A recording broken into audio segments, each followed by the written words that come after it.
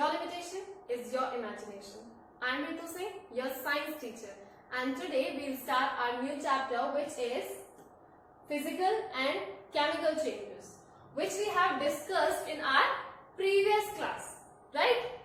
As you can see, two pictures here. One is of this wood.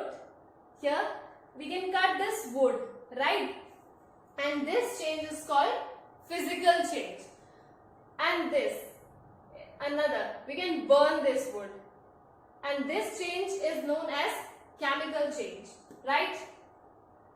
First we will discuss about physical change. What are physical changes? Physical changes are those changes in which we can change the shape or structure of a substance, like this. Here we can change water in a cube of ice, and later we can change this cube of ice in water again. Okay, so this is possible to convert ice in water, water in ice again and again and again, and it is a reversible process. What are reversible process? Reversible process are those process in which we can get that beginning product or beginning substance again, back again. Right, so as here we can get water back from this ice cube, and we can also get this ice cube back from that water.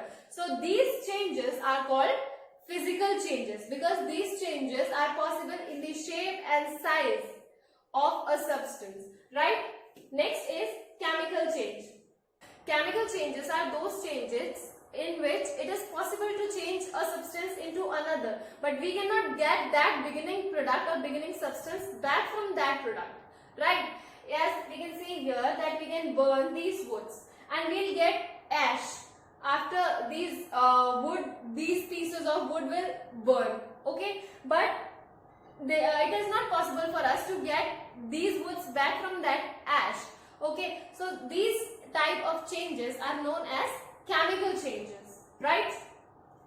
Next we will discuss about rusting of iron. First of all, I would like to tell you that rusting is a chemical process. Why? Because in rusting, this iron reacts with water, right? And this iron gets a layer over it which is known as rust, right? This, in scientific language, this change is also known as oxidation. जब कोई चीज oxygen के साथ react करती है और वो oxygen के साथ रिएक्ट करके कुछ नया बनाती है, then that reaction is known as oxidation reaction or oxidation process, right? Move on. As you can see, two pictures here. This is of new chain of iron and this is of the old chain of iron. How can we recognize this, that this one is new and this one is old? It is possible for us because it has rust over it, right? And it, as you can see that there is no rust, so we can say that this chain is old and this chain is new. So when a chain of iron or when an article or a substance made of iron get rust over it, then this process is known as rusting. Okay, how can we prevent rusting? To do this, we cover articles made of iron with a layer of zinc, and this process is known as galvanization process. When we cover an article or a substance made of iron with zinc, then this process is known as galvanization. Okay, move on. Next is crystallization. What is crystallization?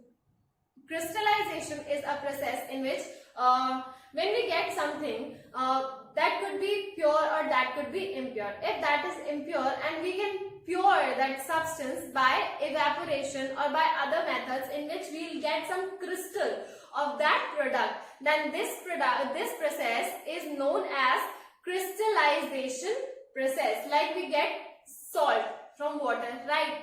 And salt, we can get that salt from that water, seawater, from this process only, which is known as crystallization process.